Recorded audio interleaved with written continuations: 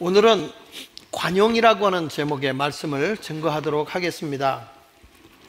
관용하다, 관대하다 이런 뜻을 가지고 어떤 분들이 좀 묻는 게 있습니다. 근데 이 관용과 관대에 대해서는 조금 분리를 하자고 하면, 유명한 네덜란드의 철학자인 스피노자가 그런 얘기를 했습니다. 사람은 누구든지 자신의 존재를 보존하고자 하는 그런 욕망이 있다는 것이죠. 사람이 자신의 보존하고자 하는 그 의존의 가치의 덕이 뭐냐 그랬을 때 관용과 관대라 이렇게 얘기를 했습니다. 그러니까 사람이 살아갈 때 빠질 수 없는 것이 관대함입니다. 우리가 이 이성의 명령으로, 다시 말하면 내가 생각하고 스스로 내 자신을 보존하기 위해서 가져야 할 그 의지가 관용이에요. 이 세상에 살아가는 것들이 모든 식물도 마찬가지고 물고기도 마찬가지고요, 자신을 보존하고자 하는 그런 의지가 있다고요. 그러니까 이 새들도 조류들도 같은 그룹끼리 몰려다니잖아요.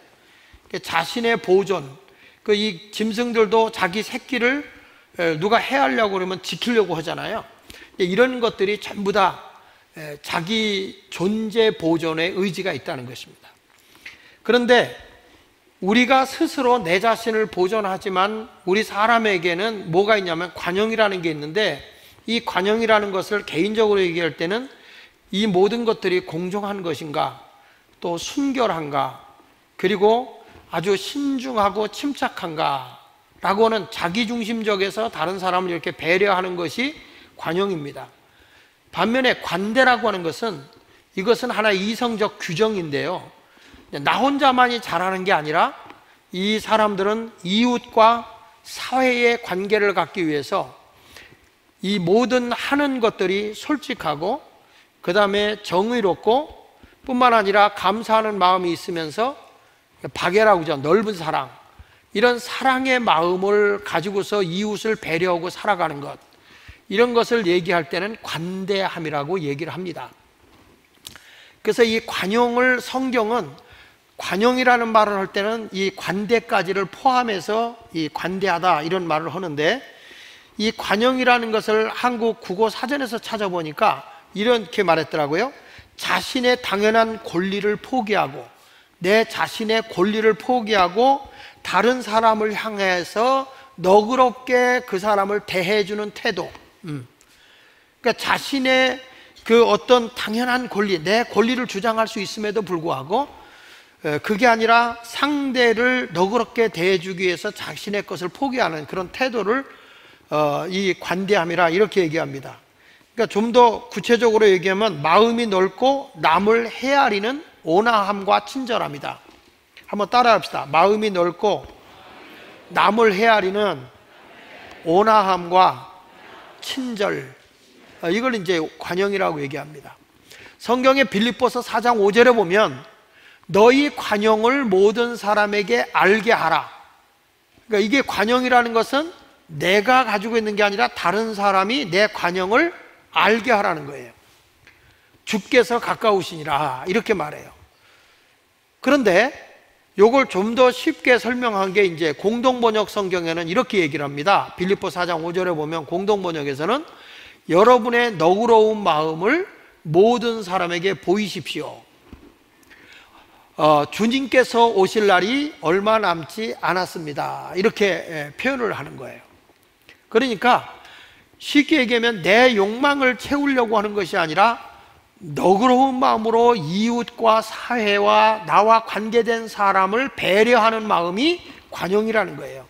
그래서 사람이 관용 있는 사람과 관용 없는 사람은 이 차이가 분명하게 드러나게 돼 있어요. 사람의 남의 흔적을 보면 인생의 성공과 실패가 어디에 달렸냐면 하나님이 주신 우리들의 주어진 성품 가운데 아주 소중한 성품이 관용이라는 성품이에요. 관용과 관대함. 그래서 저는 우리 교인들이 한 주간 동안 아이들과 함께 이 관용이라고 하는 것을 나누고 가족에서 대화하게 될 때 이것이 이 하나님 주신 이 성품이 결국엔 우리 아이들의 미래까지를 책임져 준다는 거예요. 그래서 이 말씀이 여러분에게 꼭 은혜가 되었으면 좋겠네요. 그래서 관용이라는 말을 조금 더 깊이 얘기하면 이런 말입니다. 가진 자가 가난한 자를 돕고 힘 있는 자가 약한 자와 소외당한 자의 친구가 되어주는 것, 이것이 바로 뭐냐? 관용이다. 그러니까 너그러운 마음이 뭐예요? 가진 자가 없는 자에게 베풀어주고 힘 있는 자가 약한 자와 그리고 그 소외당한 자를 돌봐주는 너그러운 마음이 관용이라는 것입니다. 제가 얼마 전에 설교하면서 그런 얘기 한 적이 있습니다. 그 시골에서 이 강원도 탄광에서 일하고 있었던 집안에서 임신을 했는데 그 어머니가 이제 네 쌍둥이를 베게 된 거죠. 그 아버지가 황영천이라는 아버지고 엄마가 이봉심이라는 어머니인데, 이 어머니가 그 탄광촌에서 2만 원짜리 월세를 살면서 이렇게 지내고 있는 그런 사람이었단 말이에요. 그런데 임신을 해서 병원을 찾아가 보니까 네 쌍둥이이기 때문에 일반 병원에서 이 아이를 어떻게 관리할 수 없다, 셋을 포기하고 하나만 낳으면 된다, 이렇게 했는데 이 이봉심이라는 여자분은 이 넷을 하나님이 주셨는데 이걸 다 포기할 수 없다. 그래서 친정이 인천에 있었기 때문에 인천에 갔다가 아이를 병원에 가면 다 포기하라고 하는 병원만 있어요. 근데 아이를 낳을 때쯤 돼서 어디로 달려간 게 가천대학에서 세운 인천의 길병원이라는 데를 가게 된 거예요. 근데 이 길병원에 가서도 길병원도 처음으로 네 쌍둥이를 이게 출산시키게 되어 있는데, 그 아이를 볼 때 아이들이 하나같이 전부 다 이제 미숙하죠, 미숙아. 근데 이 사람네는 그 당시만 해도 의료보험이 되는 것이 아니고 생활이 굉장히 어렵잖아요. 그런데 이 병원의 이사장인 이길려, 지금 저 보이는 사진에 보면 이길려 회장님이 사람 살리는 게 우선이니까 아이를 빨리 출산시켜라. 그래가지고 네 쌍둥이를 낳아서 인큐베이터에다 넣어요. 많은 경비가 들어가지만 이 사람을 어떻게 치료비를 내게 할 수가 없어요. 그때 이 이사장님이 아이들의 치료비를 그냥 해주면서 네 쌍둥이를 잘 키워라. 그래가지고 이 네 쌍둥이 이름이 황설, 황솔, 황슬, 황밀, 네 쌍둥이에요. 그러니까 그러니까 황슬, 황설, 황솔, 황밀. 그러니까 솔설, 슬밀. 이거 외워도 내가 헷갈려요, 자꾸. 예. 근데 이 네 쌍둥이를 이제 돌봐주면서 사진을, 기념사진을 찍어요. 여기 보면 기념사진을 찍어가지고 이제 내보내죠. 그게 이제 언제냐면 1989년입니다. 1989년도에 네 쌍둥이를 낳은 거죠. 지금으로 보니까 약 31살, 32살, 우리 나이로 32살 됐겠네요. 그러면서 이 아이들을 내보내면서 이 아이들이 이 다음에 잘 키우라고, 그래서 대학에 가면 이제 저한테 연락하면 내가 학비를 도와주겠다고. 그래서 세월이 흘러서 어느 날 이제 이 이사장님이 자기 책상을 정리하다가 이 찍은 사진을 보게 된 거예요. 그게 2006년. 그러니까 이 아이들이 만 17살, 18살 때죠. 18살 때에 이 사진을 보고 이 아이들이 지금 어떻게 있는가 하고 이제 알아보니까 용인에 살고 있는데 엄마 아버지가 열심히 살고 있지만 어렵게 살아서 보호대상, 생활보호대상자로 가정으로 살고 있는 거예요. 찾아가서 이제 그 집을 찾아가 봤더니 이 일란성 네 쌍둥이가 너무너무 건강하게 자라서 전부 다 태권도도 해서 유단자예요. 건강한 거예요. 그리고 이들이 우리가 이렇게 큰 사랑을 입고 많은 은혜를 입고 커서 우리도 다른 사람에게 사랑을 주고 살아야 되지 않겠냐. 그래서 네 쌍둥이가 간호대학을 가기로 하고 이제 간 거죠. 그래서 큰딸 설하고 막내딸 밀이 수원대학의 간호학과에 합격하고 있는 상태였어요. 그리고 둘째의 솔하고 그 슬이하고 이거는 그 솔하고 슬이는 영동대학의 간호학과에 합격하고 있었습니다. 근데 학비를 낼 수 없는 상황이에요. 그래서 2007년도에 이 학교에 이길려 여사가 2,300만 원의 학비를 대줍니다. 그리고 졸업할 때까지 대주고, 이 아이들이 다 간호대학을 졸업하고 시험을 봤는데 2009년도인가요? 그때 시험을 봐가지고 합격을 하게 됩니다. 합격을 해가지고 이 넷을 간호대학, 그러니까 50회 국가고시 시험에서 다 합격이 돼가지고 어디로 가게 되면 간호사로 길병원에 넷이 다 들어가게 된 거예요. 이길려 여사가 다 이렇게 쓴 거예요. 일란성이랑 얼굴이 똑같아요, 다. 이 병원에서 보면 희한한 일이 일어나는 겁니다. 가운데 있는 분이 이길려 회장님이시고, 이제 네 쌍둥이죠. 사진 보이는 대로. 그래가지고 이 넷이 분명히 응급실에서 봤는데 3층에 가니까 그 간호사가 있고, 또 엑스레이과에 가보니까 그 간호사가 있고, 그래서 이 병원에는 홍길동 간호사, 여기서 번쩍 저기서 번쩍 이렇게 하죠.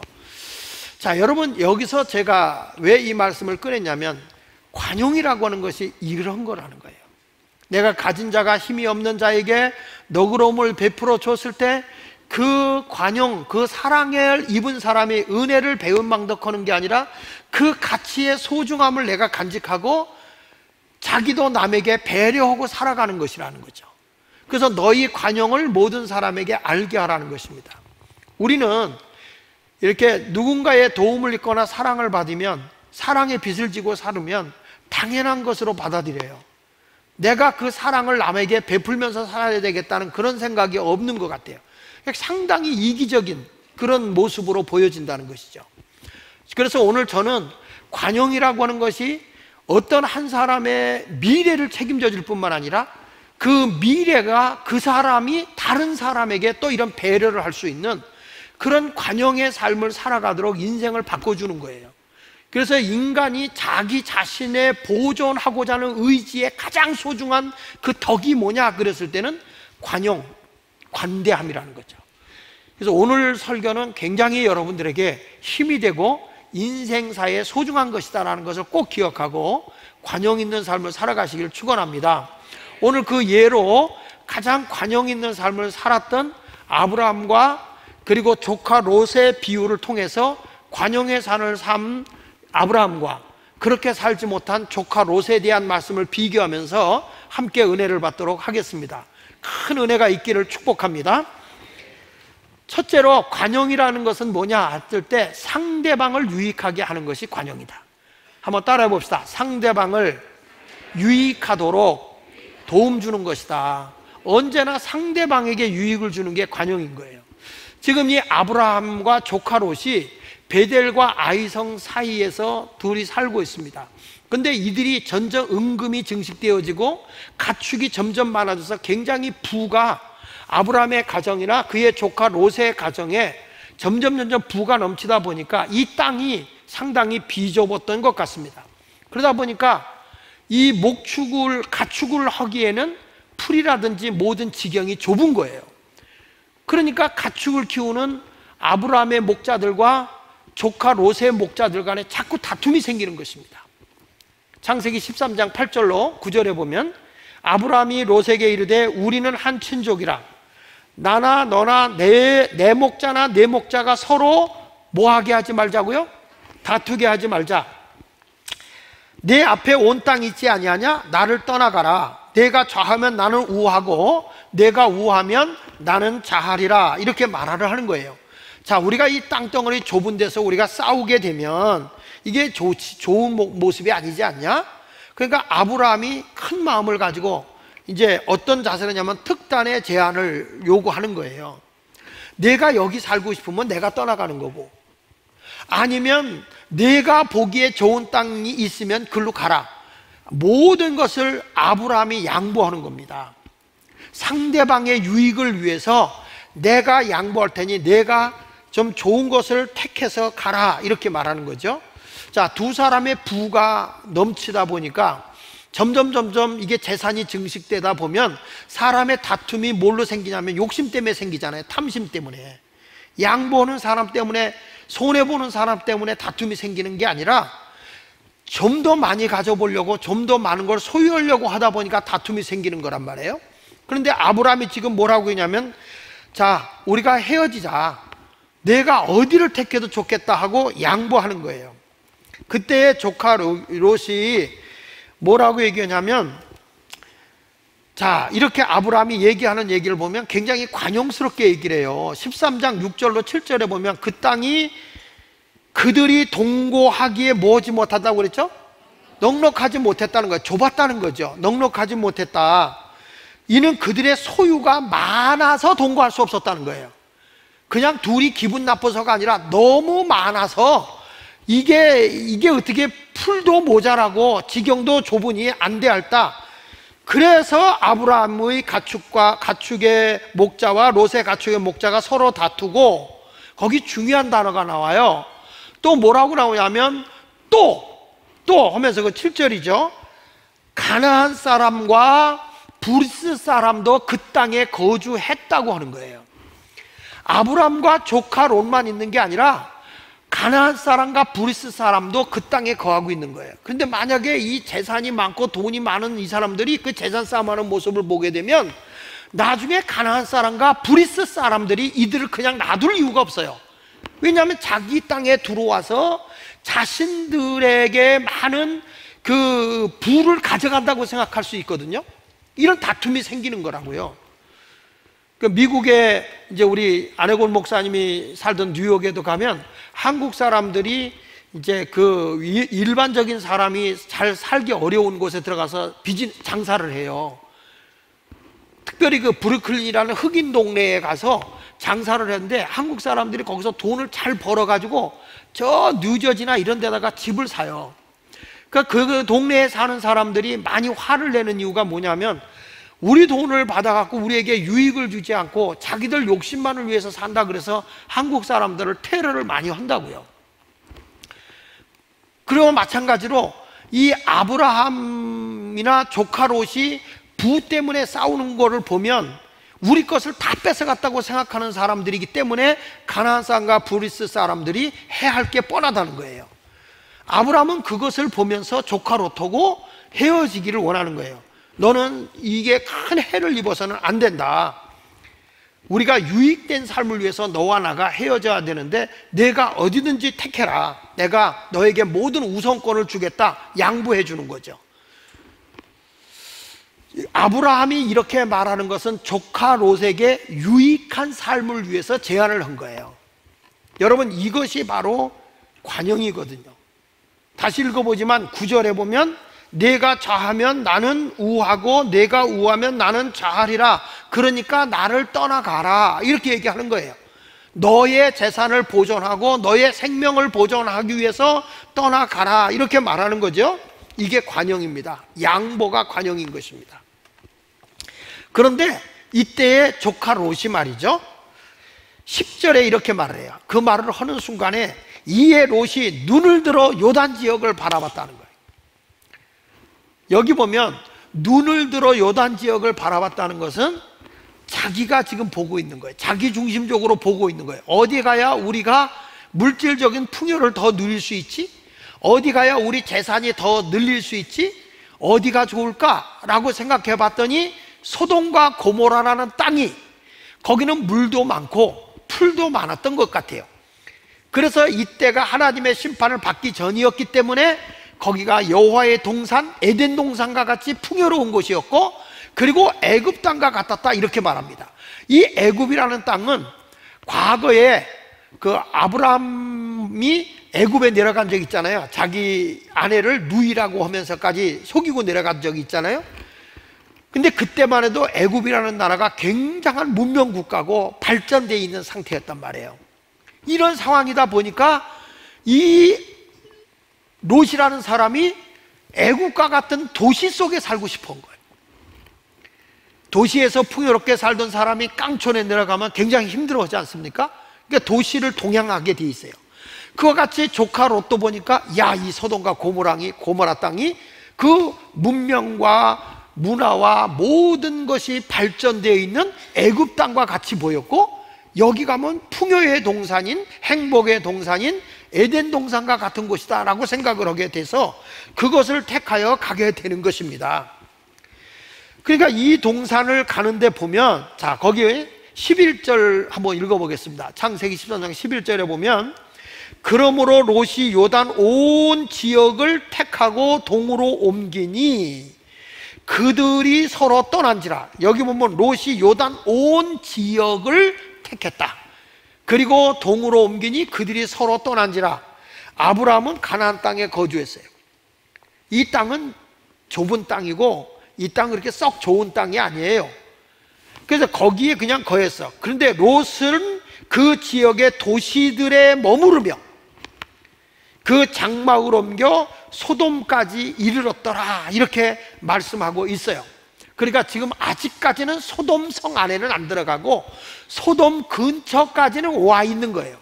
도시 생활을 하면서 부를 점점 누리면서 이렇게 아주 자기 만족, 자기 욕망을 채울 수 있는 그 길을 가는 거예요. 어디를 가도 이 조카 롯이 남을 배려했다는 얘기는 없어요. 오직 자기 부를 위해서 살아가고 있는 조카 롯이에요. 근데 이때가 하나님이 심판하기 전이었기 때문에 하나님이 보실 때 이 소돔이라는 곳이 어떤 곳이었는가 13절에 이렇게 말합니다. 우리 한번 같이 읽어볼게요. 시작. 소돔 사람은 여호와 앞에 악하며 큰 죄인이었더라 그랬어요. 하나님이 보시기에는 이 소돔과 고모라가 죄악의 소굴이에요. 여기를 하나님이 원하지는 않았던 거예요. 근데 롯은 하늘의 것, 하나님이 요구하는 그 세계를 보는 게 아니라 지금 당장 내 욕망을 채워줄 수 있는 자기 중심적인 자리를 찾아간 게 소돔과 고모라라는 거예요. 여기는 관용이라는 건 없어요. 오직 나 하나뿐이에요. 내 중심적인 삶을 살아가는 것이죠. 여러분, 그 결과가 어떤 결과를 가져왔죠? 나중에 보면 이 소돔과 고모라를 다른 나라로부터 침입을 받아서 저들이 재산 다 뺏기고 이 조카 롯도 포로로 끌려가잖아요. 포로로 끌려가서 고통이 되는 거예요. 그러니까 보십시오. 나만을 위해서 살던 거는요, 결국에 그 욕심이 결국에는 다 뺏기는 거고 불행을 가져오는 거예요. 나중에 아브라함이 쫓아가서 물론 찾아다 줍니다. 그런데 아브라함이 그 포로로 끌려가는 조카 롯의 가족을 찾아주고 물 빼앗긴 물질도 다 찾아다 줬지만 그때의 조카 롯이 소돔을 떠나지 않아요. 그냥 그 안에 더 깊이 들어가서 그곳에서 자기 욕구를 채우고 살아간다고요. 자, 창세기 14장 12절에 보면 소돔에 거주하는 아브라함의 조카 롯도 사로잡고 그 재물까지 노력하여 갖다 다른 나라가 다 뺏어간 건데 아브라함이 그를 찾아다 줬어요. 그런데 보십시오. 19장 1절에 보면 저녁 때에 그 두 천사가 소돔에 이르니 마침 롯이 소돔 성문 안에 앉아 있어요. 그렇죠? 그러니까 이미 포로로 전쟁으로 끌려갔다 어려움을 당했는데 그 성을 떠나서 아이고 내가 하나님을 멀리 했으니까 안 되겠다, 내가 남에게 이웃을 베푸고 이거 뭐 남한테 뺏기고 나니까 내 것이 아무것도 없네, 남에게 베풀면서 살아야 되겠다, 이런 마음이 있는 게 아니라 오히려 소돔 성 안으로 들어갔잖아요. 그 소돔 성문 안에 앉아 있었다. 잘 들으세요. 소돔 성문 안에 앉을 수 있는 사람은 두 종류 사람만 앉을 수 있어요. 어떤 사람이냐면 재판관, 아니면 그 지역의 유지, 굉장히 성공한 사람들만 성문에 앉을 수가 있었어요. 그러니까 이 조카 롯은 그 지역의 유지예요. 상당한 부를 누리고 있는 그런 사람인 거예요. 그 안에서 조카 롯은 세상적으로 성공을 했는데 이웃에 대한 관용은 없는 거예요. 지금 사람들이 많아요. 그런 분들이 대부분인 거예요. 대부분인 건 뭐 자기는 나름대로 성공했어요. 자기는 나름대로 큰 걸 가졌어요. 그런데 관용함이 없어요. 이웃에 대한 너그러움이 없어요. 지난 심야기도가 끝났는데 어린아이 하나가 제 방에 들어와서 하는 얘기가 이런 얘기를 하는 거예요. 목사님은 부자지요. 날 들어. 그러니까 우리 집사람 옆에 있다가 야, 이거 다 하나님의 것이야. 우리가 무슨 부자니? 하나님의 것이야. 아니요, 목사님 부자예요. 그래. 너는 뭐가 되려고 그러는데? 나는 의사가 될 건데요. 의사가 될 건데요. 힘들 것 같아요. 그래. 그래서 그래, 우리 목사님 가난하다 그것보다는 부자가 돼서 나누면서 살면 하나님이 더 이뻐할 것 같아. 예. 이런 모습이 비춰져야 되는데, 혹시 내가 걱정되는 게, 제 어린아이가 나를 보면서 목사님은 부자죠, 그런데 나만 알고 내 욕심만 부리는 하나의 롯과 같은 존재가 돼서는 큰일 나겠다는 생각이 번쩍 들더라고. 왜 얘가 이 설교를 준비한 줄 알았을까? 왜 이런 말을 나한테 던졌을까? 이런 생각을 하게 된 거예요. 자, 롯을 보십시다. 그러면 그렇게 부를 남기고 엄청난 부를 가진 롯은 자기 개인에게 어떤 영향을 미쳤는지 한번 보겠습니다. 개인에게 이런 부를 누리고 사는 소돔과 고모라에서 살고 있는 롯이 어떤 모습이었느냐? 베드로후서 2장 7절을 한번 볼게요. 베드로후서 2장 7절에 보면 한번 읽어보겠습니다. 같이. 무법한 자들의 음란한 행실로 말미암아 고통당하는 의로운 롯을 건지셨으니, 이렇게 말해요. 자, 여기 보면 이 소돔이라는 곳이 어떤 곳이냐면 아주 음란한 행실로 무법천지요. 무법천지, 여기가. 나중에 보면 알지만 여러분, 이 뭐가 나오냐면 동성애가 여기서 이루어져요. 천사들이 들어갔을 때 남자 천사로 들어갔는데 그들 내놓으라고 한 데가 바로 여기에 소돔과 고모라. 근데 여기 보니까 음란한 행실로 말미암아 고통당하는 의로운 롯을 건지셨다. 그러니까 이 롯이라는 사람은 그래도 아브라함을 통해서 영적인 신앙의 은혜를 입은 사람이잖아요. 그래도 나름대로 그것을 의롭게 사는 거예요. 그런데 이 사람은 뭘 당하고 있어요? 고통을 당하고 있어요. 왜? 자녀들이 그 새 폐하에, 그 새 속에 다 물들어 있는 거야. 그게 얼마나 괴롭습니까? 자, 8절에도 보니까 이렇게 말합니다. 이는 이 의인이 그들 중에 거하여 날마다 저 불법한 행실을 보고 들으므로, 늘 보고 듣는 거예요. 그 의로운 심령이 어땠다고요? 상한 거예요. 그러니까 개인적으로 보면 상당히 마음이 상해져 있어요. 고통을 당하고 있어요. 롯은 행복한 사람이 아니에요.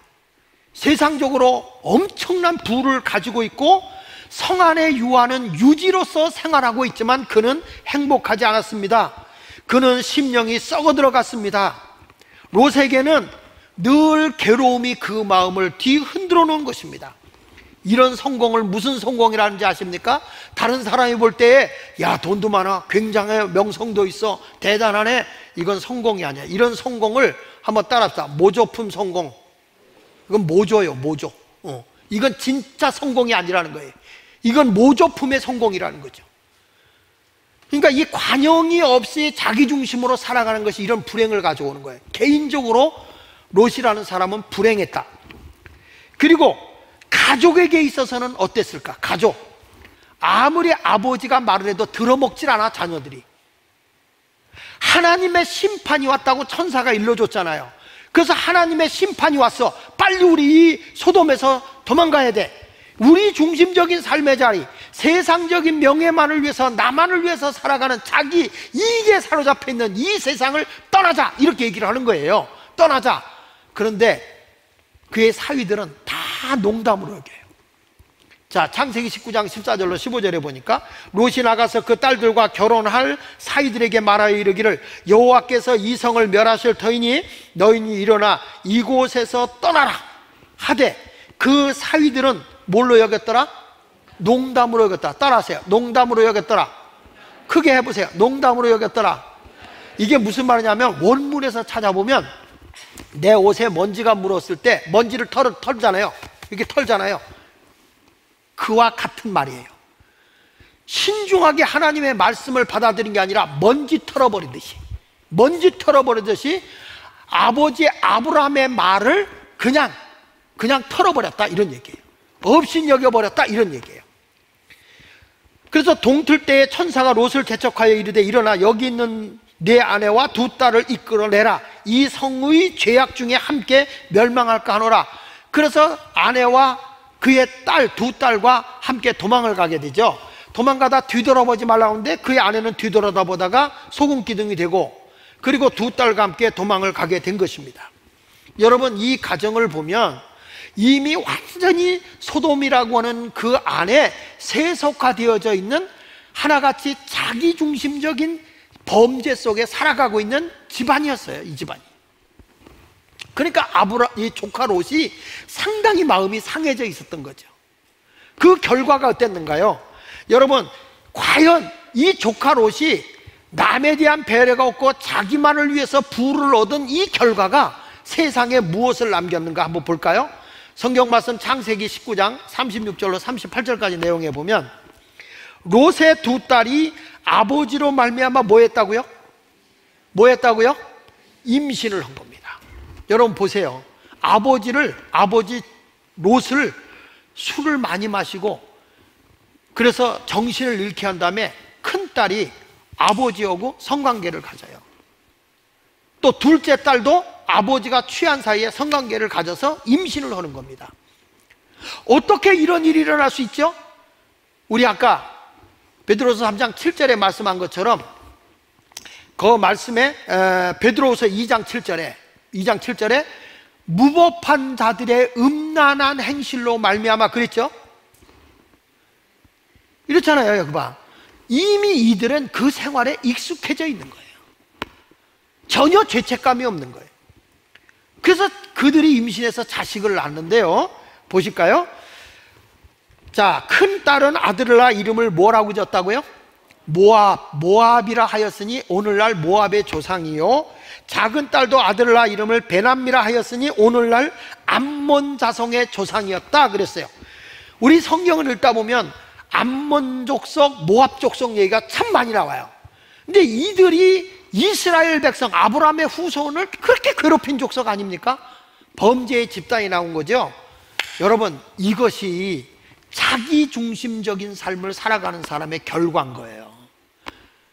우리 아이들이, 우리 가정이 관용 없이 살게 되면요, 결과는 뻔하다는 거예요. 이러한 어려움이 온다는 거예요. 이번 한 주간 동안 우리가 가족이 앉아서 양보하는 마음, 너그러운 마음, 이걸 숙제를 할 거예요. 여러분 이거 이렇게 줬죠? 과제물 다 껴있죠? 가족이 둘러앉아서 얼마만큼 내가 양보할 것인가, 얼마만큼 내가 베풀 것인가, 우리의 가치관이 나 중심인가 아니면 이웃 중심인가, 이 너그러움을 베푸는 이런 아름다운 삶을 살아야 된다는 거예요. 자, 이랬을 때 어떤 결과를 가져왔느냐? 과연 관용의 삶을 산 아브라함은 어떤 삶을 가져왔느냐? 둘째 가서 보니까 복을 가져왔다는 거예요. 그러니까 관용의 사람인 아브라함은 복의 근원이 돼요. 한마디로 복의 뿌리가 되어버려요. 그 아브라함 때문에 온 사람들이 복을 받아요. 할렐루야. 관용이라고 하는 것은 복을 열매 맺게 하는 뿌리가 되는 거예요. 너는 복의 근원이 될지라. 그냥 밑도 끝도 없이 복의 근원이 되는 것이 아니라 관용의 삶을 통해서 복의 근원이 된다 이 말이에요. 13장 9절에 보니까 내 앞에 온 땅이 있지 아니하냐, 나를 떠나라. 내가 좌하면 나는 우하고 내가 우하면 나는 좌하리라 했어요. 그랬더니 10절에 이에 뭐라고 말한 거 아니? 롯이 눈을 들어 요단 지역을 바라봤다 이랬죠. 요단 지역을 바라보니까 물도 넉넉하고 소돔과 고모랑 같고 여호와의 동산 애굽 땅과 같았다 그랬어요. 근데 똑같은 말이 창세기 13장 14절에도 나와요. 한번 봅시다. 롯이 아브라함을 떠난 후에 여호와께서 아브라함에게 이르시되 너는 뭘 들어? 눈을 들어 그랬어요. 자, 아까도 롯이 눈을 들어 요단 지역을 바라봤다 그랬어요. 여기 보면 롯이 눈을 들어 요단 지역을 바라봤다 이 말은요, 이런 거예요. 이 눈을 들어라는 말을 찾아보면 이런 겁니다.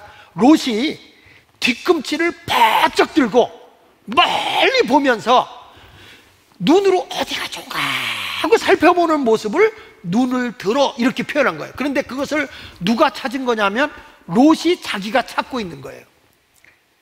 그런데 아브라함에게는 하나님이 이 롯이 떠난 후에 하나님께서 아브라함에게 하는 말이 너는 눈을 들어. 누가 눈을 들라고 하셨죠? 하나님이 하시는 말씀이에요. 그러니까 너는 내 욕심에 눈을 들라고 하는 게 아니라 하나님의 뜻, 하나님의 비전을 보고 그 말이야. 그걸 보라보는 거예요. 근데 우리가 살아가다 보면 내가 어떤 일을 하는 건 눈에 보이는 거예요. 야, 물이 흘러 에덴 동산 같아. 애굽의 그 문명과 과학이 발달했던 그 지역 같아. 너무 얘가 부유스러운 것 같아. 눈에 보여요. 손에 잡혀요. 귀에 들려요. 그러니까 여기는 안심이 돼요. 내가 결정하고 내가 눈에 보이게끔 일하는 것은 굉장히 소망적인 거예요. 눈에 보이니까 안심이 돼요. 근데 하나님의 것은 눈에 보이지도 않고 귀에 들리지도 않고 손에 잡히지도 않아요. 그런데 그 세계를 바라보라는 거예요. 무엇을 먹을까 입을까 마실까 걱정하지 말고 너희는 오직 하나님의 나라와 하나님의 의를 위해 살아라. 이게 눈에 보이질 않는 거야. 그러니까 우리는 쉽게 눈에 보이는 걸 택하게 됩니까? 아니면 보이지 않는 하나님의 뜻을 택하게 됩니까? 물어보는 내가 죄인이죠. 사람은 눈에 보이는 걸 찾아가게 돼 있는 거예요. 손에 잡히는 걸 찾아가. 그러나 이것이 안심일 것 같지만 불행한 거예요.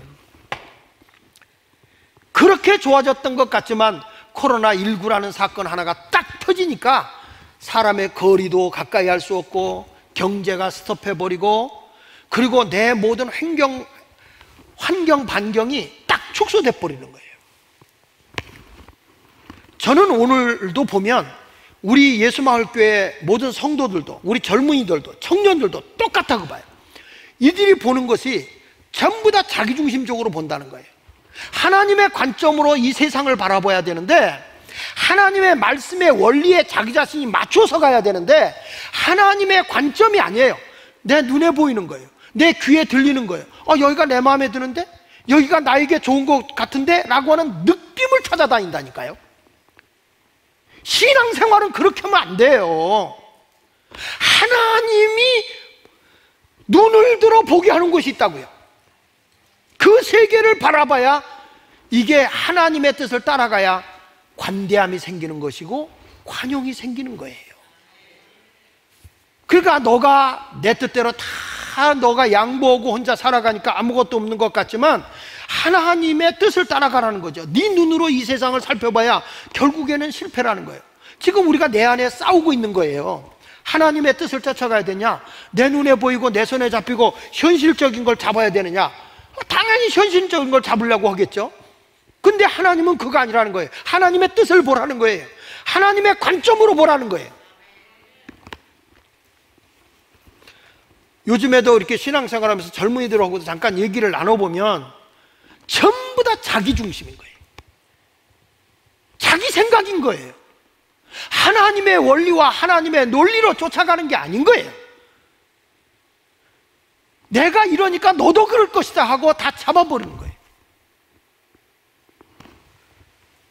여러분, 우리가 팩트를 보는 거, 사실적인 거 보는 거 좋아하지만 그 사실을 진실로 받아들이냐 거짓으로 받아들이냐가 문제인 거예요. 요즘의 사람들은 팩트를 가지고 거짓말로 만들어버린다.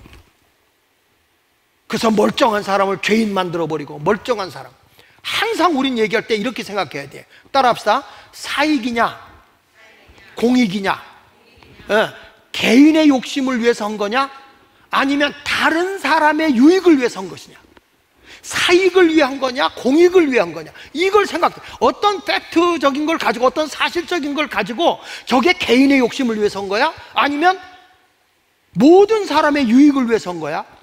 이것을 볼 줄 알아야 우리가 관용 있는 사람이 된다는 거예요. 사익을 위해 살아가는 사람은 이거는 녹과 같은 사람이에요. 근데 다른 사람의 유익을 위해서 하려고 하면 이게 공익이잖아요. 공익적인 요소를 가지고 살아가는 사람은 절대로 실패하지 않습니다. 아브라함은요, 자기를 위해 산 거 아니에요. 그가 독자 이삭을 드릴 때도 하나님의 뜻이기 때문에 드리는 거예요. 자기가 모든 걸 양보하는데 왜 나라고 불안함이 없겠어요? 아브라함에게라고. 그러나 하나님이 원하는 게 뭐냐? 거기다가 모든 걸 맡기는 거죠. 하나님이 너는 눈을 들어보라. 하나님의 때를 기다리는 여러분이 되시길 바랍니다. 전 이렇게 생각합니다. 하나님의 때가 뭘까? 라고 생각하면 내 안에 나를 다 비우고 예수로 꽉 채워서 예수님의 십자가의 길을 걸어가는 것이 하나님의 때인 거예요. 아직도 내 욕망과 욕심이 나를 지배하고 있다면 여러분은 내 때를 지금 쫓고 있는 거예요. 내가 모든 걸 보고 있는 거예요. 그러나 나를 내려놓고 나를 비우고 하나님의 때를 바라보는 사람은 자기 중심으로 살지 않아요. 내 마음 안에 예수로 가득 채우는 여러분이 되시기를 예수의 이름으로 축원을 드립니다. 결국에 아브라함은 너는 복의 근원이야, 너는 복의 뿌리야, 이렇게 일러주는 거죠. 여러분, 우리 모두도 세상에 희망을 주고 용기를 주는 아름다운 신앙의 사람이 되시기를 축원합니다.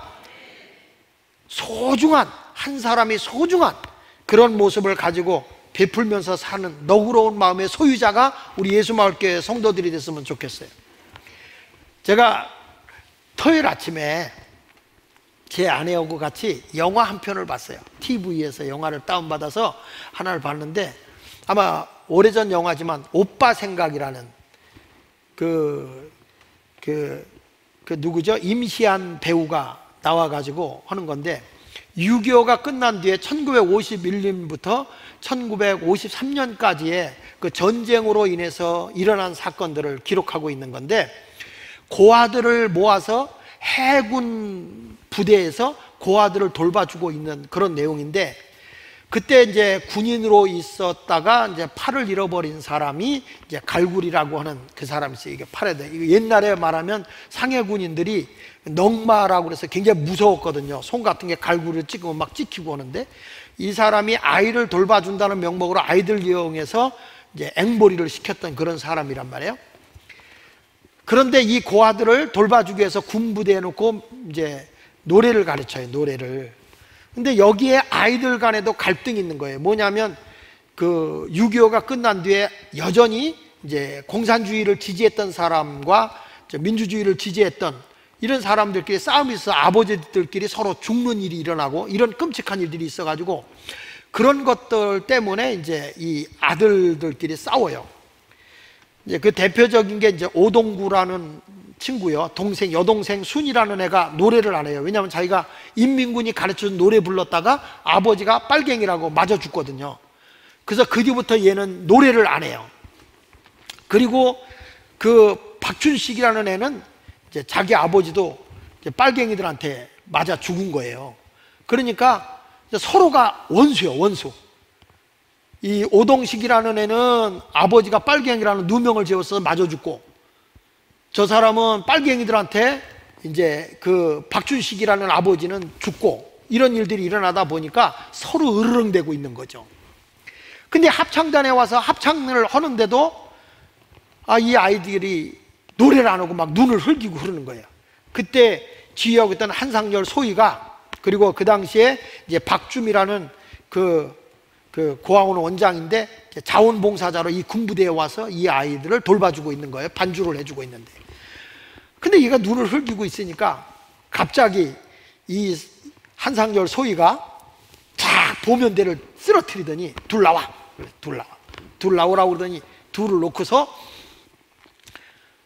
얼굴이 영화 얘기하는데 더 신경을 많이 쓰네요. 네. 근데 딱 이렇게 둘이 막 씩씩하고 그러니까 너희들 그러면 여기서 치열하게 싸워. 그리고 싸움을 시켜요. 임시한이가, 한상열 그 소희가. 얘들이 안 싸우고 이렇게 바라만 보고 있으니까 그러면 좋다. 곡을 한 곡씩을 줘요.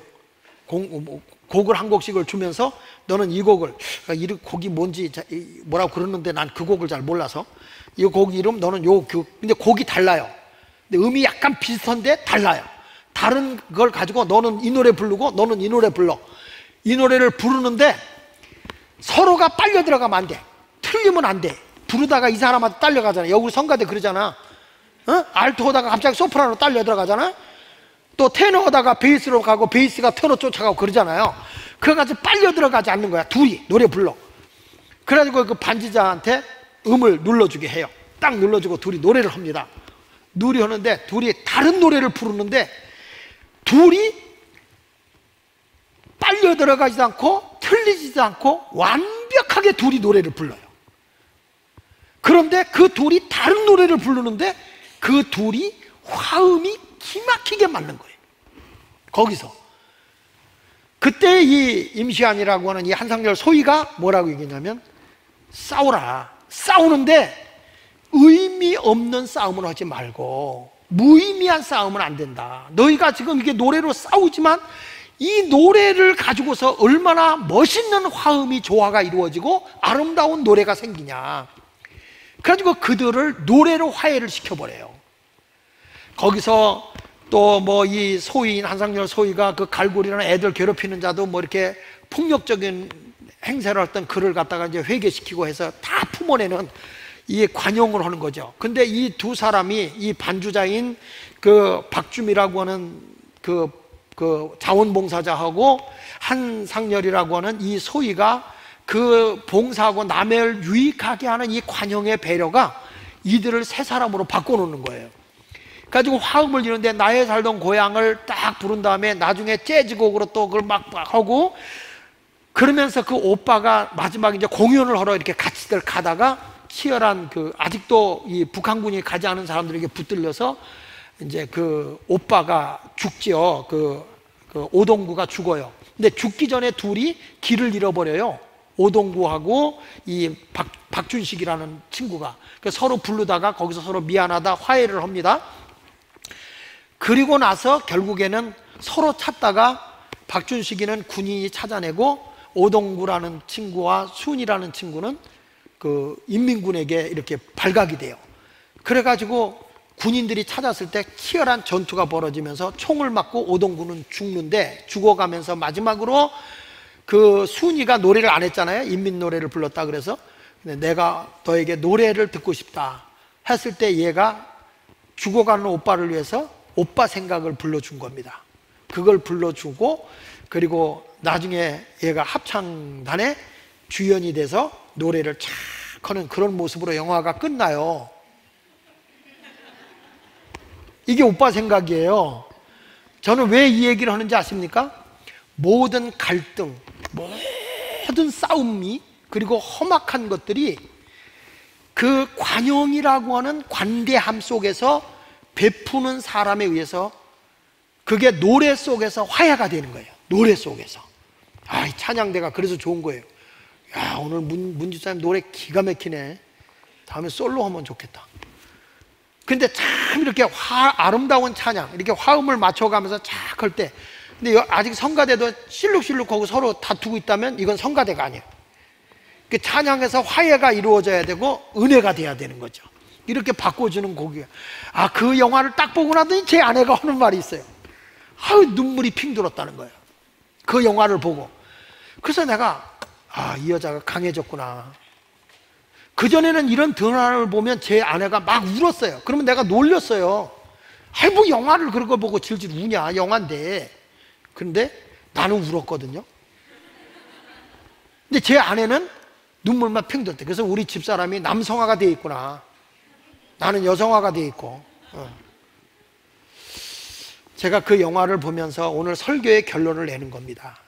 관대함이라는 것은 언제나 약한 자, 힘없는 자를 배려할 때 하나가 되는 것이고, 그것이 인생을 새롭게 바꿔놓는다는 것입니다. 여러분, 오늘도 우리 모두는 다 성깔 있고 색깔이 다 다릅니다.